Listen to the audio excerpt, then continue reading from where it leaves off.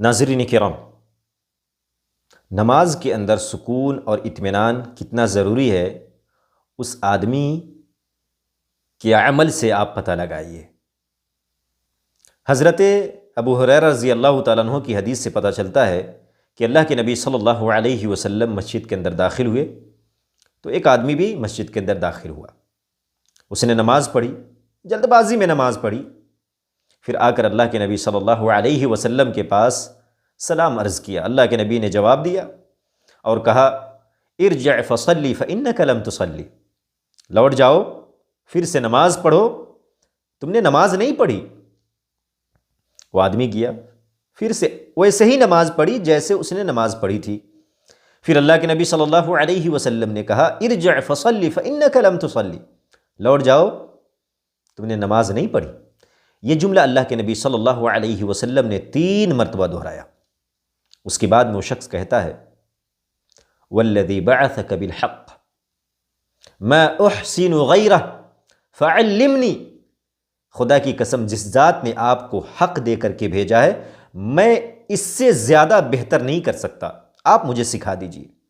اللہ کے نبی صلی اللہ علیہ وسلم نے فرمایا اذا قمت الى الصلاة فکبر، جب تم نماز کے لیے کھڑے ہو تو تکبیر تحریمہ پڑھو، اللہ اکبر، ثم اقرأ ما تیسر معک من القرآن، پھر قرآن سے جو تمہیں یاد ہو پڑھو، یعنی سورۃ الفاتحہ اور جو سورہ آپ کو یاد ہو۔ پھر اللہ کے نبی صلی اللہ علیہ وسلم نے کہا ثم ارکع حتی تطمئن راکعا، پھر تم رکوع کرو یہاں تک کہ اطمینان و سکون کے ساتھ رکوع کرو، جلد بازی میں نہیں بلکہ اپنے گھٹنے کو پکڑو اور اپنی پیٹھ کو اسٹریٹ رکھو اور اپنی نظر کو سجدے کی جگہ پر رکھو۔ پھر اللہ کے نبی صلی اللہ علیہ وسلم نے کہا ثم ارفع حتی تعتدل قائما، پھر رکوع سے اپنے سر کو اٹھاؤ یہاں تک کہ اچھی طرح اعتدال کے ساتھ کھڑے ہو جاؤ۔ رکوع سے سر اٹھانا ہے اور اعتدال کے ساتھ کھڑا ہونا ہے۔ افسوس کے ساتھ کہنا پڑتا ہے بہت سارے نمازی ایسے ہیں جو رکوع کے بعد کھڑے ہوتے ہی نہیں ہیں، فوراً سجدے کے اندر گر جاتے ہیں۔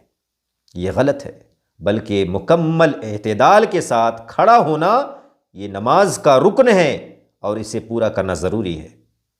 پھر اللہ کے نبی صلی اللہ علیہ وسلم نے فرمایا ثم اسجد حتی تطمئن ساجدا، پھر تم 7 اعضاء کی بنیاد پر سجدہ کرو۔ دوسری حدیث سے پتہ چلتا ہے کہ اللہ کے نبی صلی اللہ علیہ وسلم نے سجدہ کی مکمل وجہ اور احسن وجہ جو بتائی ہے وہ 7 اعضاء کی بنیاد پر سجدہ ہے۔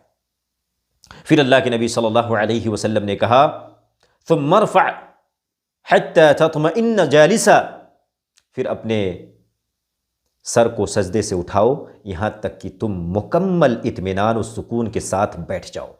اسی کو کہتے ہیں الجلسہ بین السجدتین، 2 سجدوں کے درمیان بیٹھنا یہ نماز کا رکن ہے۔ اور افسوس کے ساتھ کہنا پڑ رہا ہے کہ بہت سارے نمازی 2 سجدوں کے درمیان نہیں بیٹھتے، ایک سجدہ کرتے ہیں فوراً دوسری سجدے کے اندر گر جاتے ہیں۔ یہ طریقہ بالکل غلط ہے۔ اللہ کے نبی صلی اللہ علیہ وسلم نے آگے فرمایا وَفْعَلْ ذَلِكَ فِي صَلَاتِكَ كُلِّهَا، اور اسی طریقے سے تم تمام اپنی نماز کے اندر کرنا۔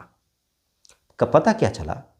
پتہ یہ چلا کہ نماز کے اندر سکون و اطمینان کا ہونا بہت ضروری ہے، اور جتنے ارکان ہیں اس کا ادا کرنا ضروری ہے۔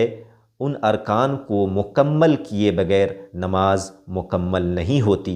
اللہ تبارک و تعالی ہمیں نماز کو مکمل طریقے سے پڑھنے کی توفیق عطا فرمائے، اطمینان و سکون کے ساتھ ادا کرنے کی توفیق عطا فرمائے، آمین۔ وصلی اللہ علی نبینا محمد